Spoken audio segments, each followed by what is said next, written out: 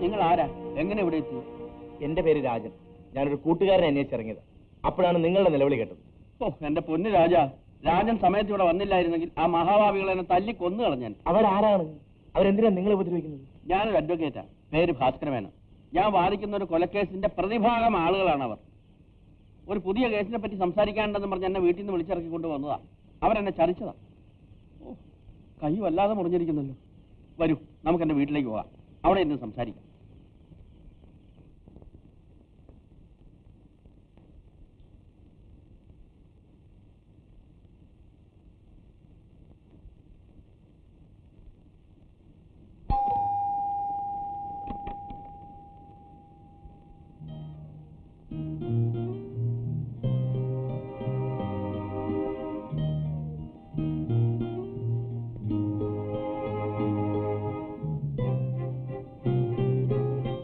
രാജൻ, ഇതാണ് എന്റെ മകള് ഗീത.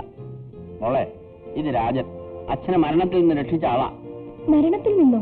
ആ അതൊക്കെ പിന്നെ പറയാം. നീ പോയി കുറച്ച് ചൂടുകൾ ഉണ്ടായിക്കൊണ്ടുവരും. വരൂ mister Rajan,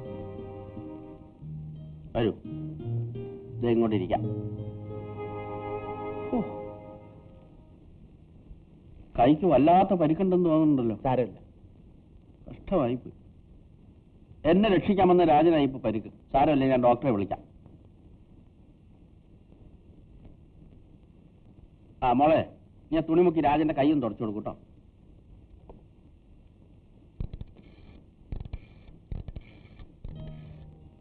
hello, doctor രാമേന്ദ്രനല്ലേ?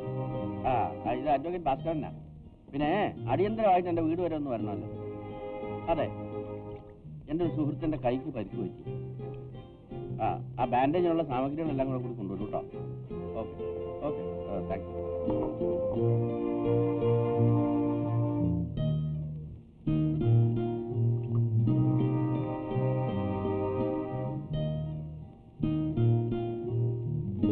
Rajan, doctor ഇപ്പോൾ വരും.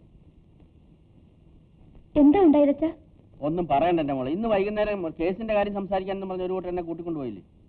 അവരെന്നെ ഒരു ഒഴിഞ്ഞ ബംഗ്ലാവിൽ കൂട്ടിക്കൊണ്ടുപോയി കൊല്ലാൻ ശ്രമിച്ചു. തക്ക സമയത്ത് രാജൻ ഇടപെട്ടതുകൊണ്ട് ഞാൻ രക്ഷപ്പെട്ടു എന്ന് പറഞ്ഞാൽ മതിയല്ലോ. മോള് പോയി ഞങ്ങൾക്ക് എന്തെങ്കിലും ആഹാരം ഉണ്ടാക്കാൻ പറയും. ശരി.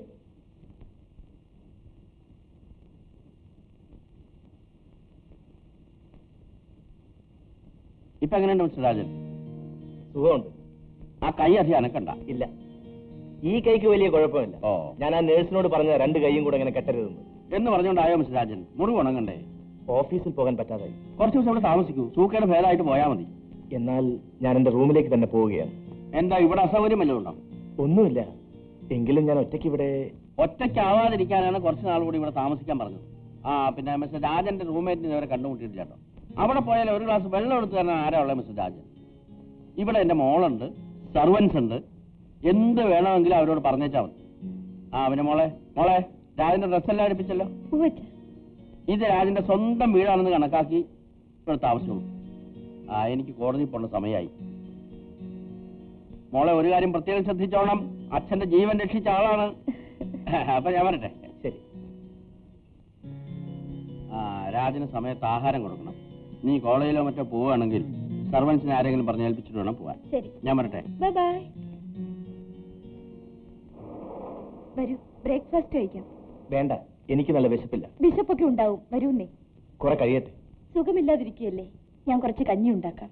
ഗീതയ്ക്ക് കോളേജിൽ പോണ്ടേ? ഇന്ന് എനിക്ക് ക്ലാസ്സില്ല. ഇരിക്കൂ, കഞ്ഞി റെഡിയായി വിളിക്കാം.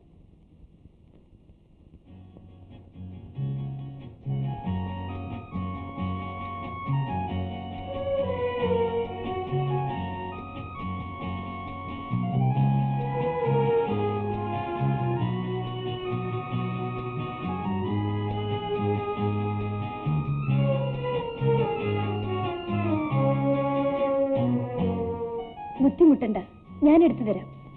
വേണ്ട, സാരമില്ല. ഇങ്ങോട്ട് തരൂ.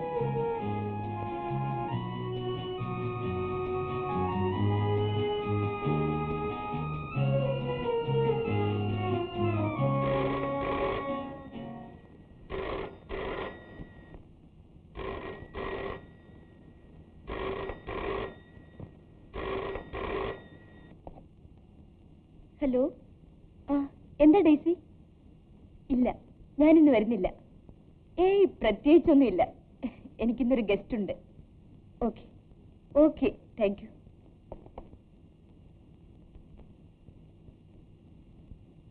ക്ലാസ്സില്ലെന്ന് നുണ പറഞ്ഞു അല്ലേ? എനിക്ക് വേണ്ടി എന്തിനിങ്ങനെ പ്രയാസപ്പെടുന്നു? എനിക്ക് ഇതൊരു സന്തോഷമാണ്.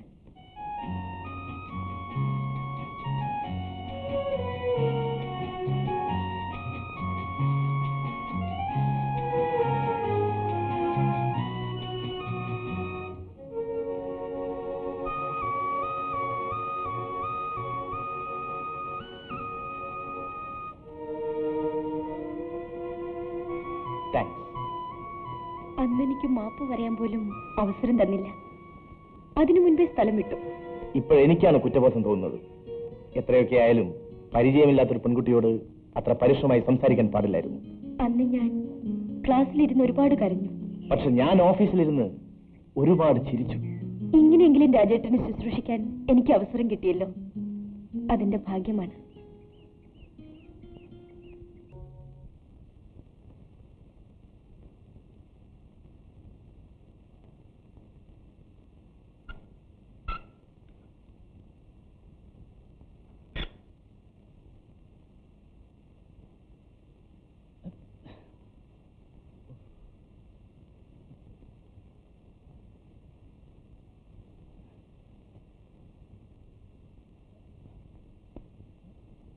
ഇവിടെ ആരുമില്ലേ? ആരാണ്? എന്ത് വേണം? ഒന്നുമില്ല പെങ്ങളെ, വഴിതെറ്റി കയറിയതാ. രാമോ, ഇവിടെ വാടാ, ഇവിടെ വാടാ, ഇവിടെ വാ. അയ്യോ, ഈ പെണ്ണുങ്ങളെ വിശ്വസിക്കാൻ കൊള്ളത്തില്ല. വിശ്വസിച്ച എപ്പോഴാണ് അടി വീഴുന്നറിയില്ല. നീ എവിടെയായിരുന്നു ഇതുവരെ? വാ. അയ്യോ, എന്റെ പൊന്നാശാനെ ഒന്നും പറയണ്ട. ഞാനൊരു പരീക്ഷണത്തിന് ഇറങ്ങിയതാ. മാനഹാനിയും ജയിൽവാസവും കഴിഞ്ഞ് വരുന്ന വഴിയാ. അപ്പോഴാണ് നീ ഈ വീട്ടിലുണ്ടെന്ന് പറഞ്ഞത്. ഇതാണ് ഞാൻ പറയാറുള്ള രാമു. ഇത് ഗീത, ബസ് സ്റ്റോപ്പിൽ വെച്ച് എനിക്കിട്ട് പ്രയോഗിച്ച പെണ്ണ്. നീ അന്ന് പറഞ്ഞത് 100% സത്യമാണ്. അന്നത്തെ ആ അടിയാണ് ഞങ്ങൾ തമ്മിലുള്ള ഈ പരിചയത്തിന്റെ ബേസ്. പക്ഷേ ഞാൻ അഭിപ്രായം മാറ്റി രാജ, എനിക്കത് ഏറ്റില്ല. ഏതായാലും നീ കടന്നിരിക്കേ, വിശേഷങ്ങളൊക്കെ കേൾക്കട്ടെ. അപ്പോ നീ ഇവിടെ തന്നെ താമസാക്കി? ഇല്ല, നീ വരുന്നവരിവിടെ കഴിയാമെന്ന് കരുതി. ഇന്നു മുതൽ നമുക്ക് ആ പഴയ ബംഗ്ലാവില്ലേ. പെൺകുട്ടികളായ പറഞ്ഞ അനുസരിക്കണം. അഞ്ഞുടിക്കും മോളെ. എനിക്കൊന്നും വേണ്ടാഞ്ഞിട്ടാ മൊയ്തുക്ക. അതൊക്കെ ഈ വെറുതെ പറയാണ്. ഐശോ, ഈ എന്താണ് നോക്കി നിൽക്കണേ? ആ പെട്ടീനകത്ത് കടുമാങ്ങൻ അച്ചാറിന്റെ പോയി എടുത്തോണ്ടാ. ഞമ്മക്ക് പിന്നെ ആർക്ക് കൊടുക്കാനാണ്? ചെല്ലേ ഇങ്ങോട്ട് മോളെ, ഈ ഞോനെയും കാത്തിരിക്കണ്ട. അനക്ക് ഞാൻ നല്ല ഒന്നാം തരം എണ്ണം പറഞ്ഞ സുൽത്താനമായുള്ള പിയ്യാപ്പിളനെ ഞമ്മള് കൊണ്ടുവന്നു. ഈ അറിഞ്ഞോ, ആ ബാഗറിയുമേ ബോനിക്ക് വേറെ പെണ്ണന്വേഷിക്കണം.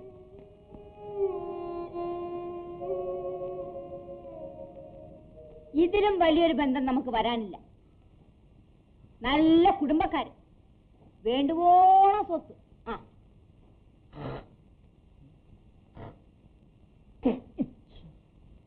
നല്ല പെൺകുട്ടി, BA പഠിച്ചവളാ. എവിടെ? പട്ടണത്തിൽ പോയി പഠിച്ചവളാ. പഠിപ്പെന്ന് വെച്ചാൽ ചില്ലറ പഠിപ്പാണോ? ഈ ഇംഗ്ലീഷിൽ കട്ടുക്കുമണി വറുത്തെടുന്നത് പോലെയല്ലേ സ്പീക്ക് ചെയ്യുന്നത്? അത്തരത്തിലൊരു പെൺകുട്ടി ഇവിടെ വന്ന് കയറിയാൽ ഈ ഭാർഗവീ മന്ദിരത്തിന്റെ ഒരു അന്തസ്സ് തന്നെയാണ്. വേണ്ട, എനിക്ക് വേണ്ടി ഇവിടെ ആരും കല്യാണം ആലോചിക്കണ്ട. ഞാൻ ഒരു പെൺകുട്ടിയെ സ്നേഹിച്ചു. അവളെ വിവാഹം കഴിക്കാൻ അമ്മ സമ്മതിച്ചില്ല. നിനക്ക് അവളെ പറ്റി എന്തറിയാം? തറവാട്ടി കേറ്റാൻ കൊള്ളാവുന്ന സ്വഭാവമാണോ ഉള്ളത്? അയ്യോ, അതിനെപ്പറ്റിയൊന്നും പറയാതിരിക്കുകയാണ് നല്ലത്. ജോലിന്ന് പിരിഞ്ഞതിന് ശേഷം ജീവിക്കുന്നത് അപ്പുകുട്ട അല്ല അമ്മ പറയുന്നത്. അല്ല, ഞാൻ പറയുന്നത്. അമ്മ പറയുന്നത് മനസ്സിലാക്കാൻ എനിക്ക് കഴിയും. വിമലയല്ലാതെ മറ്റൊരു പെണ്ണിനെ വിവാഹം കഴിക്കാൻ ഞാൻ ഒരുക്കമല്ല. അതല്ലെങ്കിൽ ജീവിതകാലം മുഴുവനും അവിവാഹിതനായി കഴിഞ്ഞോളാം. അതിനൊരു പോക്കണ്ട. അമ്മ എന്തിനാണെങ്കിലും നിർബന്ധം പിടിക്കുന്നത്? വിമല ചേച്ചി പാവമാണ്. ചേട്ടന്റെ ആഗ്രഹത്തിന് സമ്മതിച്ചൂടെ? എന്തിനാന്ന്? ഒരു ഉപദേശക്കാരി വന്നിരിക്കുന്നു. എടി, നിന്നെയൊക്കെ വളർത്താൻ ഞാൻ എന്തുമാത്രം കഷ്ടപ്പെട്ടിട്ടെന്ന് അറിയാമോ?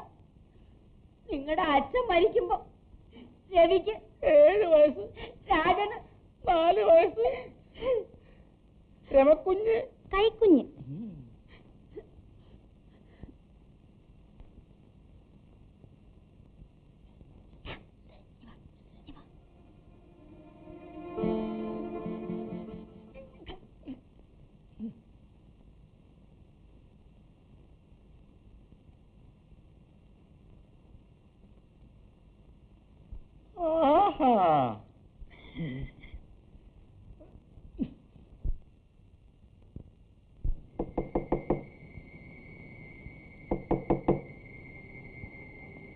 ആരാത്? രവിച്ചേട്ടനാണോ?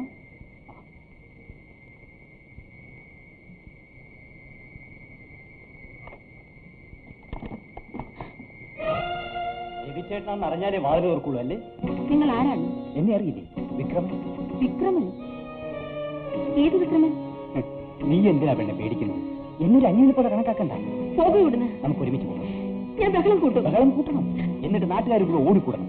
അവരുടെ മുന്നിൽ മാന്യനായി ഞാനിന്ന് പറയും, ഇന്ന് രാത്രി നീ എന്നോട് വരാൻ പറഞ്ഞതെന്നും വിലപേച്ച് തെറ്റിയപ്പോ ബഹളം വെച്ചെന്നും. അപ്പോൾ ആർക്കാ ദോഷം? ദേവേത് പോകും. അത്ര ശീലാവരിയായി നീ ഇവിടെ ജീവിക്കണം. അയ്യോ, മാറാവിടുന്ന് അന്നിന്ന് ഞമ്മള് മയ്യത്താക്കറ മയ്യത്താക്കൂ. എന്റെ മയ്യത്തോണ്ട് ഇന്ന് ഞമ്മള് ഫുട്ബോൾ കളിക്കും. സൈത്താനെ എണിയാവിടുന്ന് എണീക്കാൻ. നമുക്ക് എണീക്കാൻ എനിക്ക് എന്താണ് വേണ്ടിയത്? ആണുങ്ങളാരും ഇല്ലാത്തതുകൊണ്ട് എന്തും കാണിക്കാന്നാണ്. ഉസിലുള്ള തന്തയ്ക്ക് പറഞ്ഞ മോനാണെങ്കിൽ ഓൻ തൊട്ടു നോക്കണം. നമുക്ക് അപ്പൊ കാണിച്ചരാ സൈത്താൻ. ഇവിടെ വാ നമുക്ക്. എടാ താടിയും തലയും നരച്ചു എന്ന് വിചാരിച്ചിട്ട് നമ്മളെ കയ്യിന്റെ ശക്തി കുറഞ്ഞൊന്നും വിചാരിക്കരുത്.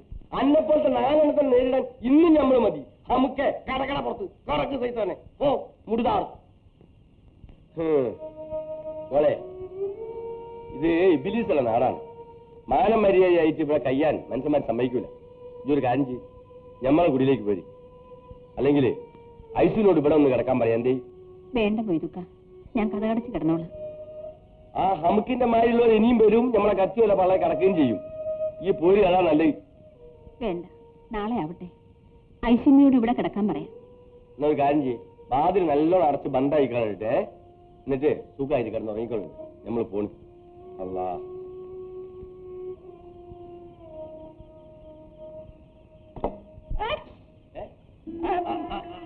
ഈ ഇറങ്ങാറൊക്കെ ഉണ്ടാക്കി വെച്ചിട്ട് ഈമ കുതിരിക്കുക. ഇവിടെ വാടാ, ഇവിടെ വരാൻ. ഇവിടെ വാ. ഞാൻ കത്തി താഴ്ത്തു വെക്കി. അന്നോട് ഞാനാ പറഞ്ഞ കൂടെ ഇറങ്ങി വരാൻ. ഇവിടെ വാടാ. ഞാൻ ഇറങ്ങൂല. ഇവിടെ വന്നോ, ഇതാണ് നല്ലത്. ഞാൻ ഇറങ്ങൂലെന്ന് പറഞ്ഞില്ലേ? ഈ കത്തി എന്റെ പള്ളേ കിടക്കും. അല്ലെ ഇറങ്ങൂല. ആ കത്തി താഴ്ത്തു വെക്കാൻ വരൂലേ? വരൂല. ഈ വരൂലേ? വരൂല. അയച്ചോ. ആ മഴും കണ്ടിട്ട് ഈ മരം ഇവിടെ വേണ്ട. എന്തിനാ പോയി ഇതൊക്കെ മരം മുറിക്കണത്? ഞാൻ ഇറങ്ങാം. ഇറങ്ങല്ലേ? പോട്ടെ. എന്നാ പോ. ഇവിടെ വാ, ഇവിടെ വാ. എന്തിനാ? എന്തിനാണോ? എന്നെ കൊന്നേ.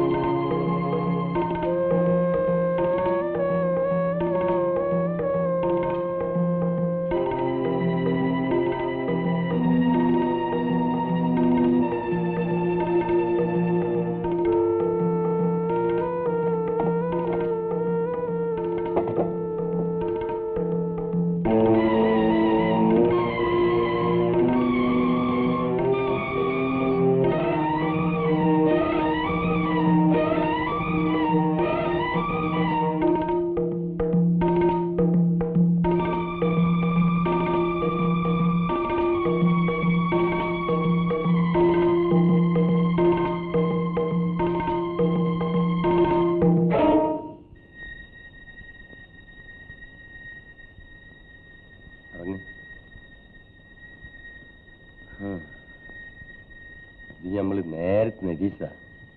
അതുകൊണ്ട് ഞാൻ നമ്മൾ ഉറക്കം കഴിഞ്ഞ് കാത്തിരുന്നത്. എനിക്ക് ആരും ഇല്ലാന്ന് നീ വിചാരിക്കണ്ട. മൊയ്തുക്ക്